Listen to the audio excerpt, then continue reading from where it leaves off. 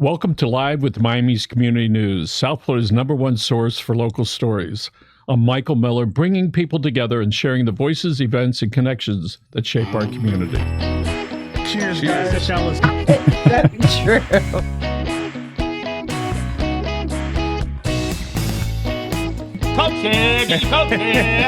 I'm all in to be the Miami-Dade County mayor. That event.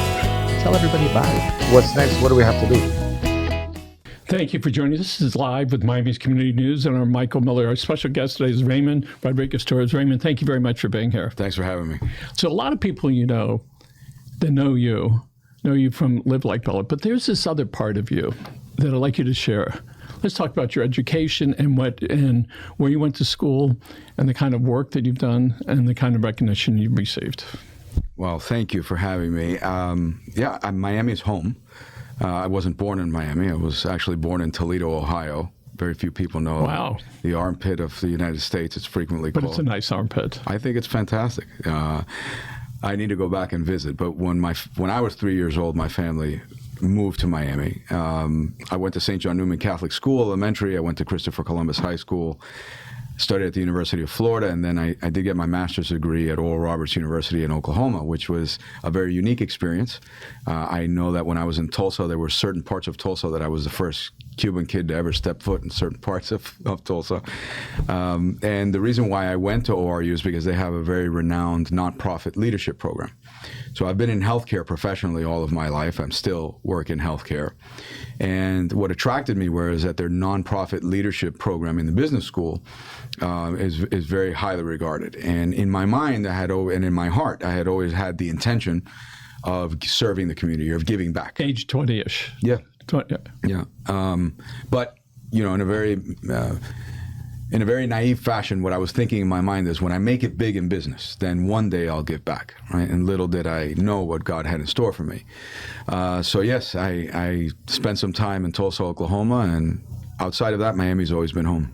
When you said you were the first Cuban kid up there, did you know that? Did people remind you of that? In certain ways, yes. So what was it when they reminded you that you didn't look like them? What was that like for you? Well, it was a very interesting experience. So day one, for example, as part of my master's cohort, there was people from all over the world. I had people from Africa, I had people from the UK, and then we would work independently and then have to go as part of the residency of this master's program over the course of 3 years. Because Oral Roberts is an evangelical Christian university, most of the people in the business school that I was in were administrators of very large nonprofits, many of them being ministries. So like the Southern Baptist Convention sends their administrators there, Lakewood Church, Joel Osteen's. And me. And so I was working in secular business. I was the only one in my cohort. At the time, I was a general manager of Hoffman LaRoche Pharmaceuticals. So I was not in any type of ministry or nonprofit for that matter in that moment. And they gave me some flack because of that. Some of my members of my cohort. And interestingly, one of my professors who went to Harvard and returned to ORU to teach, when she heard of what was going on, she said, "Hey guys, let us remember that as a Christian university, we are called to go to where the light is dim and his healing power is unknown. All of you are working in church. He's the only one that's working out in the world. So instead of busting his chops, let's encourage him." And so, yeah, that was my experience. How old were you then? Goodness, I was in my late 20s. Were you sort of shocked when you were getting that sort of feedback from your cohorts? I was. Another issue that was interesting and later became a laughing matter was I was the only Roman Catholic there. So the only Cuban 29-year-old, not involved in not-for-profits, right. And the only non-Roman Catholic? I was Roman Catholic, and they were all evangelical Christians. Yep. And so I actually had a person that eventually became a friend of mine from Africa say to me, "Listen, you cannot be Catholic." And I was a bit of an atypical graduate student because I wasn't staying in the dorm. I was staying at the Hilton down the way, and Roche was paying for my master's degree. So I invited him over to share a salad and break bread, and I said, "Listen, tell me all the reasons why you feel this way, and I'll tell you all the reasons why I don't." And in the end, we laughed about it. But yeah, it was an unusual me fitting in that program and in Tulsa, Oklahoma. But again, little did I know what the plan was for my life later and what would eventually evolve.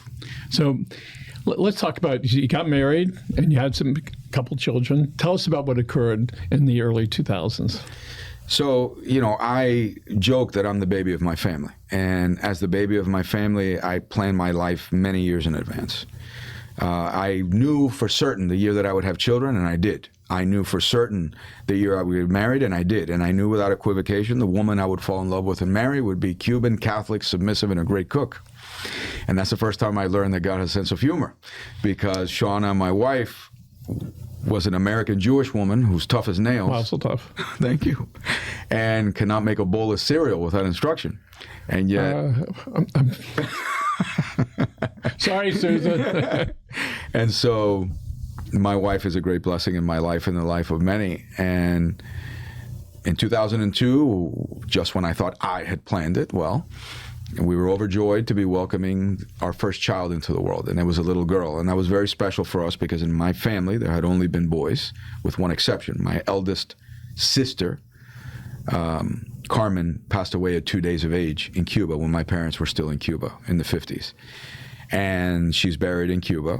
My parents left Cuba in 1959. My father, my best friend, is a pediatric cardiologist. He was the chief of Miami Children's Hospital for 20 years.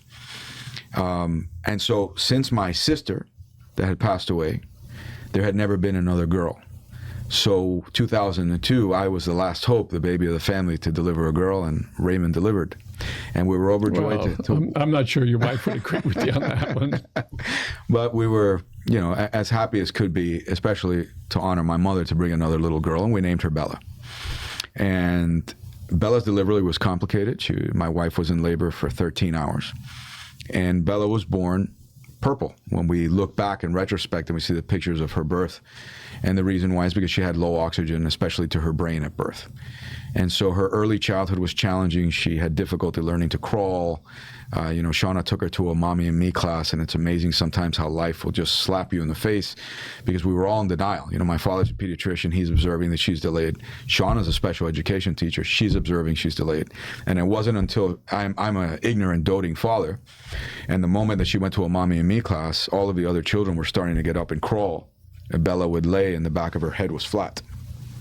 And so a mother, rather intrusive mother, came up to my wife, Shauna, who doesn't have hair on her tongue, and said to her, you might want to think about taking your daughter to have a neurological workup because she's still behind all the other children. Well, you can imagine saying that to a mother, and she was insulted, but at the same time, it forced her to have a conversation because she had been in denial and observing the same delays to my father, who had also been in denial.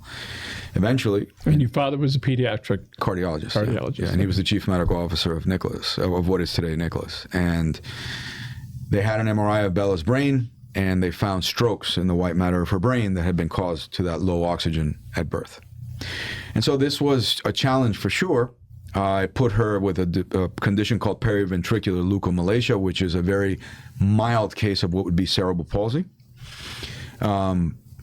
So it was a hard pill to swallow, but Michael, who better than us? I had excellent health insurance as an executive in the pharmaceutical industry. My best friend in the world is a pediatric cardiologist and the head of Miami Children's Hospital. My wife is a special education teacher.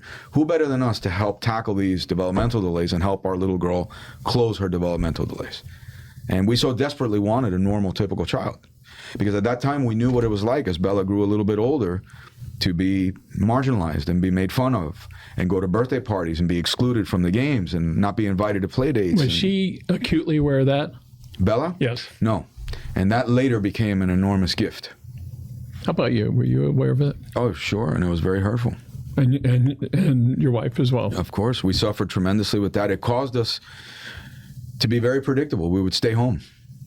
Why? Because we even had instances when we'd go to dinner with Bella, and because she couldn't speak and articulate well, she would moan as she was little. We'd have people come up to us in a restaurant and say, your daughter's disturbing our meal. You guys need to learn how to be better parents. In fact, in those days, we even printed cards that said, please, our daughter is on the spectrum of autism. We apologize for disturbing you. Bella didn't have autism, but it's the only thing that we could explain to not have a confrontation with someone. So when those instances would present themselves, and you talk about pain, we would hand that card to the person and you would see some empathy. as they walked away. They would stop their attack. But we had the resources to be able to help Bella until in 2007 something happened that would change the rest of our lives. I was traveling. I traveled a lot for work at that time. Thankfully, that day I was in Orlando. I wasn't too far away from home. I called home to ask Shauna how the night had gone, and she told me that it was a horrible evening, that Bella kept getting up. She was discomfort, kept getting up from bed and walking to this little Cinderella princess table that we had in the kitchen. And throughout the night, she kept falling to the floor and tripping to the floor, and by morning, she was paralyzed. And so I had always been an optimistic man, and so I told my wife, I said, honey, I'm sure this is maybe a virus that's temporarily entered her spinal fluid. And then, of course, the next question is, have you called Dad? So when you were saying that, did you wholeheartedly believe it, or were you hoping? No, I was hoping. That's where the optimism came from. Bella taught me to be faithful later.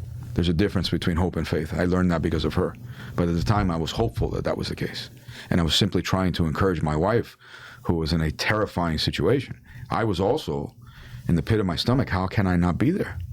I'm away from home. The impotence that I felt in that moment was remarkable. Thankfully, I wasn't further away than Orlando. So she said yes. My father arrived. They immediately transferred Bella to Miami Children's. I got to the airport. And when I got to the airport, my father called me and told me that I had done a lumbar puncture on Bella, and it came back positive for something called Guillain-Barré syndrome. Guillain-Barré syndrome is an illness where paralysis begins from the lower extremities and can freeze your respiratory tract. And so patients that have that happen either have to be intubated or they will die because they cannot breathe. And so in that moment that I received that notice, I was just beside myself. And I had told the people at the airport in Orlando, very nice people, my daughter is being transferred to intensive care in Miami. I need to get on the next standby flight.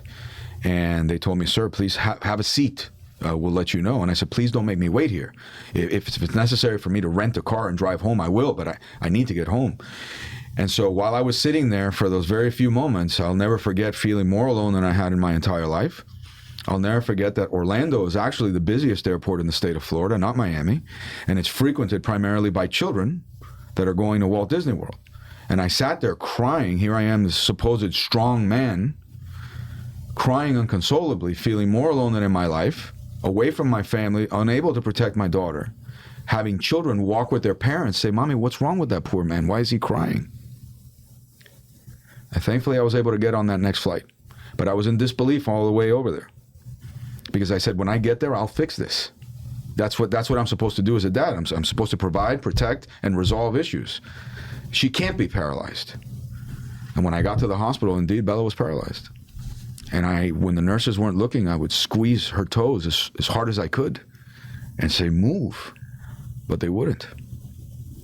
And so thus began the first 2 nights in the pediatric intensive care unit at Nicholas. In great irony, in 1966, my father, when he came from England, from Cuba to England to the United States, in Brooklyn, New York, at Kings County Hospital, founded the first PICU in the history of the United States. And here I find myself with my daughter for the very first time. And that night, as they were beginning to treat her for what was believed to be Guillain-Barré syndrome, I saw 2 children die right in front of me. And that was the first time that I looked up and I said, God, why me? What have I done to deserve this? And of course, that question came without answer in that moment. But eventually, at the end of that very tragic week, we learned the cause of her paralysis not to be Guillain-Barré syndrome. It was a massive tumor in her spine, which when they inserted that needle into the lumbar puncture, it entered a tumor that they didn't know was there, and it gave a false positive for Guillain-Barré. Bella was found to have cancer in her spine, her jaw, her shoulder, her rib, her hip, her knee. And how old was she at that point? 4. And because of what I did for a living, because of who my father was, we were able to scour the earth. And from every major cancer center, from here to Europe and Asia, the consensus and the prognosis was the same. She will never walk again. She will die in a few weeks to a few months. And Michael, there's nothing that can prepare you for words such as those as a parent. And yet, amazingly, by the grace of God and so much support from this community and extraordinary science, Bella regained the ability to walk, run, and jump. She didn't live a few weeks or a few months. She battled valiantly for 6 years. And in the process inspired a movement to serve others, which is what it meant for her to live like Bella. and the mental handicap of the developmental delays became a blessing we would have never imagined. Because of that, because she was delayed, Bella could never comprehend the severity of her illness. And so therefore she was fearless. She was joyful. She didn't ask for anything. And so to live like Bella, she had difficulty making friends when she was little. Her friends in her life, in her 10 years that she was here, were other children in the hospital battling cancer. And so Bella was more concerned for them. And all she asked was for us to help them. And there was the essence of live like Bella. To live like Bella means to serve others. In 2010, you wrote a book. Tell us about that. So the title of the book is Why Not Me? I think that, number one, there was a series of miraculous events that were formally investigated by the church about Bella's life, which are the appendix of that book, which is what really caused me to write the book. I was asked to. But the title, Why Not Me, comes from my belief that I was guilty for so long of even minor inconveniences, driving on the Palmetto, not finding parking, saying, why me? And yet Bella taught me, and what I learned through this process is that I believe that if we're capable of taking stock of the skills and talents that we've been uniquely blessed with, if we're capable of taking stock of the people that have been purposefully in our lives, then I now believe that if we're capable of doing that, we can encounter any situation and realize that we're better equipped to tackle that situation. And if we're capable of doing that, then we can choose to declare, why not me, and choose to walk in victory, no matter what. The motto, mission, live like Bella, that's more than just 3 words. It's a lifestyle. It's things that she taught the world. So tell us about that. So, there was a large following over the course of 6 years of people around the world that were following Bella and praying for Bella and supporting our family. On her final relapse, we were in MD Anderson Cancer Center in Houston, and Bella had a 13-hour surgery that was just grueling. And when she came out of that, it was a surgery in her abdomen that was very painful. They use a chemotherapy, and they boil it, and they lavage the interior of the patient. It's barbaric and medieval. And so in order to alleviate the pain of that patient... I hate to ask you this because I know it hurts, but tell us about what that was involved in that surgery. So it's a procedure called HIPEC that at the time was very new. The person that invented it is a doctor named Andrea Hayes Jordan at MD Anderson. And what they do is they go into the abdomen, they open the patient entirely, they remove surgically all the disease they can see visibly. Then they take a chemotherapy called carboplatin, which has the same heterogenic compounds you would find in automotive brake fluid. It's incredibly toxic. And then they boil it. And they lavage the interior of the patient and turn them for 90 minutes, bathing the interior of the patient. And the theory behind it is that the heat applied to that liquid allows it to penetrate the cancer cells easier and kill the microscopic cells that are remaining and remnant there beyond the surgical part that you're cutting out. It's barbaric, and every organ that comes in contact with it gets boiled. It's horrible. So for that reason, patients like Bella and Bella are put into a medically induced coma so that they don't feel the immediate cause of the pain and to help them recover.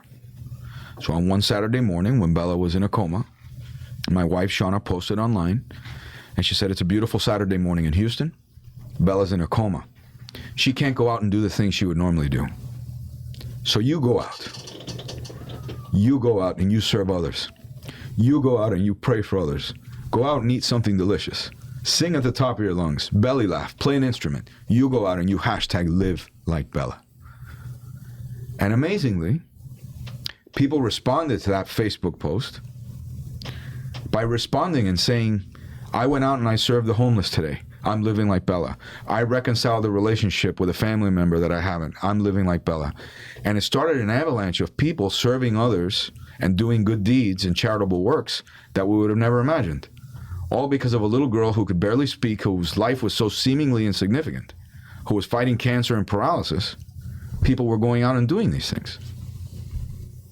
So when Bella recovered from that surgery, we flew home. And Bella had been previously named chief of police. And so incredibly, when we arrived at the airport, the Travel Channel was filming a documentary about MIA Airport. So there was a film crew there, in addition to the news outlets that were covering Bella's life and what have you. And FBI, City of Miami Police, which she had been made honorary chief, Miami-Dade Police, Homeland Security, everyone was there waiting for Chief Bella to return from Houston, and she did. with a canine and all. She got a Chihuahua named Minnie that was on her wheelchair. And we came home. But unfortunately, a few months after that, her disease came back. And we reached the end where we realized there was nothing more that could be done. And on the night that Bella took her last breath in our arms, number one, the police treated her as a fallen officer, which invoked a series of protocols that I didn't know, that when a police goes down in the line of duty, they treat them with incredible honor. Bella never rode in a hearse. She rode in an ambulance as a fallen officer. Her funeral was an immense amount of police, fire. Her favorite color was red, so all the red fire trucks from the Keys forward came. But that night, after my wife Shauna went in the ambulance with Bella's body to be taken from the house, when she returned, there was an onslaught of people online, on the phone, and knocking at our door. It had been hours since our daughter had passed away, asking us to watch the Miami Heat game that night. And we're like, I mean, these people lost their minds. We just lost our daughter. How? We're not going to watch a basketball game. But they insisted, and so that night we did. And amazingly, LeBron James and Dwayne Wade wrote hashtag Live Like Bella on their shoes during the Eastern Conference Finals. And it went viral. And I'll never forget being on Instagram for the first time the day after Bella died. And I saw children in Sri Lanka that don't even speak or comprehend English, emulating what they saw on television, writing hashtag Live Like Bella on their shoes. But beyond that, the movement of serving others and to live like Bella just took off. And I remember looking at a picture of Bella saying, boy, you didn't fit in then, but boy, do you fit in now. I mean, the world is living like Bella. I remember seeing Bella on SportsCenter and LeBron James speaking about her after the games on multiple occasions. The week after that, President Obama was in Miami, and we were asked to meet with him and talk about Bella's life and the need to do something about pediatric cancer as the #1 disease killer of children. And so it was after that, with incredible support from really good people that covered her story and her life, like you, that we decided we were going to live like Bella. We were going to tackle the #1 disease killer of children. We were going to start a foundation 100% charitably and transparently, and we were going to help families with children battling cancer around the world. So Live Like Bella is the organization. Tell us about it and some of the things that you have done and some of the things you're doing and some of the things that are going to happen. So Live Like Bella started in our garage. It was founded by my wife, Shauna, with the intention of doing 3 things. The first is advocating for childhood cancer research, and thus far, Live Like Bella has now just surpassed $40 million that we've made possible for research funding. Could you say that again? $40 million. Okay. In a very unique partnership with the state of Florida. We currently have 75 research trials ongoing in the state. In addition to that, the second line of service is what's called in-treatment support. So we pay for all the ancillary benefits or needs of a family as they have a child undergoing treatment. We pay for hospital copays, groceries, transportation, electricity, you name it. And the last line of service is memorial support. We pay for the headstones, burials, and funerals of children that die of cancer anywhere in the world. And now Live Like Bella provides those services in 38 countries and across the United States. So what is it like for you when you look back for the tragedy that you and your family went through to today when you're helping so many people? I'm a member of a club that I would never want anyone to be a part of. I held my little girl in her first breath on earth and in her last. And as difficult as that is, I choose to see her life as a gift. At her funeral, I had the honor of giving the eulogy. And that was not easy, Michael. But I said, I'm going to do my best. I'm going to give this last gift to my little girl who couldn't speak. I'm going to speak for her. And I said something then which was as true then as it is right now. And that is when you read in the obituary that Bella Rodriguez-Torres died, don't believe it. Because she's more alive than she's been in her entire existence. And the proof of that has been in what's happened since. We are not that good. The team at Live Like Bella, I know that you know many of them. I'm incredibly fond of them. They're extraordinary professionals. They're not that good. That's Bella. What she couldn't do here, I believe she's doing from heaven to help her friends. And I believe the next time I see that smile will be in heaven. And I believe that she will be well pleased with what we try to do to help her friends. So that a lot of that motivated you to accept an offer from TEDx to speak. Tell us about that. Yes. It was a little bit over a year ago. Yes. So there was 2 things that happened with Christopher Columbus High School. I attended Columbus, and I have to say, one of the very most important things, aside from the TEDx talk and even the documentary about her life that we'll talk about. You know, people talk about the Columbus Brotherhood, and there's a lot of schools that have that incredible bond between classmates. In my graduating class of 1994 of Columbus, there was roughly 400 and some odd. Amazingly, at Bella's funeral, almost all 400 and some odd of my classmates from wherever they were around the world flew here to go attend Bella's funeral. It's a very special place. Christopher Columbus has a program called CCNN, which is very renowned nationally. And there had been different outfits like Netflix and different filmmakers that were interested in, for a long period of time, about doing a documentary about Bella's life, and it never felt right. In our home, even Bella's bedroom remains much the way she left it, for a multitude of reasons. But we were approached, and in partnership with Columbus, the high school students, the high school program, we'd like to do a documentary about her life, and we agreed, and it felt right. And yes, it was with some trepidation because it's a high school production, but they created and they were filming for about 7 months. At the same time, Columbus gets the license for TEDx and asks me to give a TEDx. And both of these things were almost in parallel happening. So I go to give the TEDx talk, and as you know, that's a very rigid structure that TEDx has. You know, it has to be not more than 18 minutes. It has to be a secular talk. It cannot be political in nature. You know, you have guidelines for that. Meanwhile, this documentary is being filmed, and my wife Shauna and our daughter Raina and I have not seen it. We have no idea. The team had already rented the Miracle Theater on Miracle Mile for the premiere of this. It was completely sold out on a Tuesday night. And I said to myself, we should watch this before all these people. We don't know what these children have put in this film. And so we did. We saw it, and it's a very heartfelt, very accurate film, but it is very much a film of faith. And Columbus was submitting this to a national secular competition of national television awards. And I said, listen, I love the fact that Columbus is a Catholic school. This is exactly what happened. But if Columbus is going to submit this to a secular competition, there's no way they're going to win anything. This is a movie of faith. Maybe if they submit it to some sort of religious entity. But we saw nothing egregious, and we said, good luck, Columbus. At the same time, I delivered the TED Talk. It was very difficult for me because for the first time in my life, I had my daughter Raina sitting in the front row, who was just very emotionally distraught about what I was speaking. Now she's a young adult. She's 20 years old.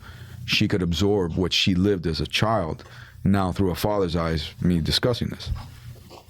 So I get home from the TED Talk, exhausted emotionally and physically. About 11 p.m., I sit down in my chair at home, and I get a text message from Long Beach, California, from Omar Delgado, who heads the program at Christopher Columbus High School.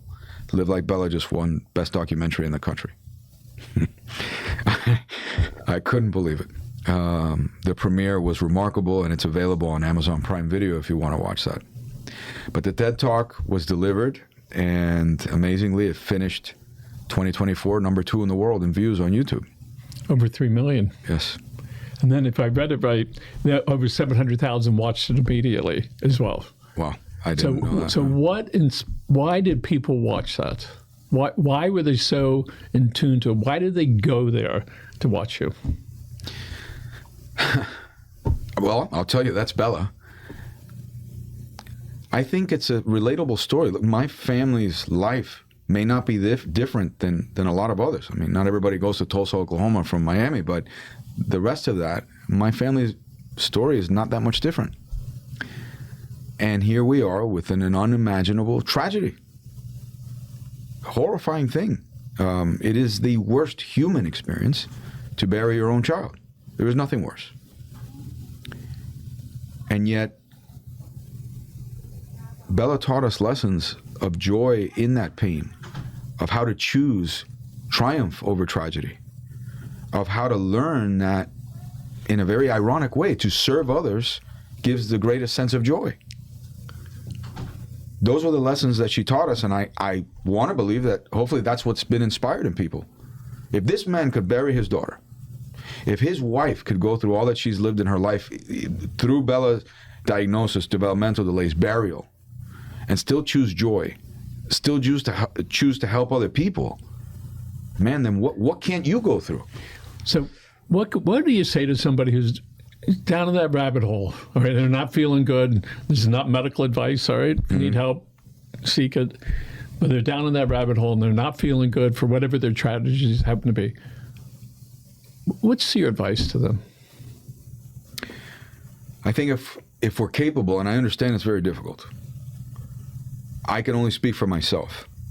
Because of the example I had with Bella, she never was sad, she never was depressed, she never was fearful, she didn't complain. Bella never asked me, Daddy, am I going to die? She never asked me, why do we have to go do these horrible things? I saw her cranium open, I saw her spine open, I saw her abdomen open. She was paralyzed, she regained the ability to walk. She, at moments, would have been in pain that would have killed and crushed me. Never complained. So as I saw that example, I'll never forget, we were at Memorial Sloan Kettering Cancer Center, and it was a bad news day. Bella had been part of a clinical study there. And what I mean by a bad news day is that when you walked into the waiting room, that day we saw a number of parents sobbing in tears with a doctor in a white coat sitting in front of them delivering God knows what horrible news, whether it was a relapse or initial diagnosis. It was just bad that day. And we're now walking with Bella, who was believed that she would never walk again. She would break away from us, see the parents crying, inappropriately interrupt the conversation, and say, don't cry, pray, God will help you. And we would be, Bella, we're sorry, forgive us. And in the midst of that horror, whatever it is that those parents were hearing, this little girl, inappropriately, or was it? They would laugh. None of them treated them as bad as when she had a head full of hair and we were at a restaurant telling us that she was disturbing their meal, amazingly. So I would encourage folks going through a hard time, even, God willing, not something as much as this, read Why Not Me? Even easier, watch the TEDx talk. 2 clicks, you can see it. It's called Tragedy to Triumph. And I believe that it's a very critical choice. If we make that choice, at least in my life, I can say I learned a lot of lessons that helped me turn that corner. Many thanks for helping thousands of people.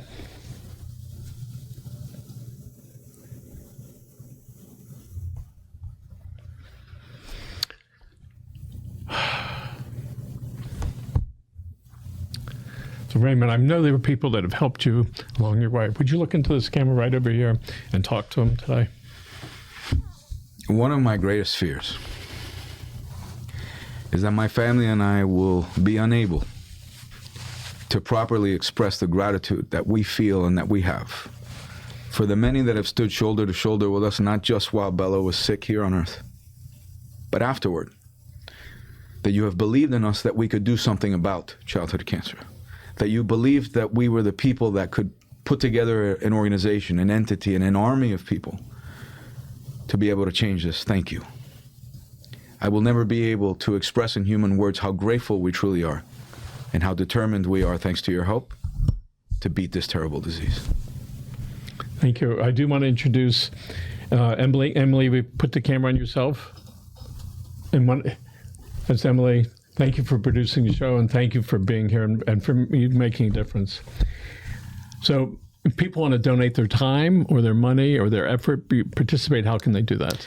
On social media, they can follow @LiveLikeBella across all the platforms, and they can visit livelikebella.org. And I would encourage you to visit Live Like Bella. There's a bit of a museum and a mural there about her life, and we are in need of those that can volunteer their time, their talent, their treasure, and most importantly, to live like Bella. Raymond Rodriguez-Torres, thank you for being here. And folks, Disney has a rule, and the rule is when you hug somebody, don't stop until they do. Thanks very much for joining us. Have a great day. Bye.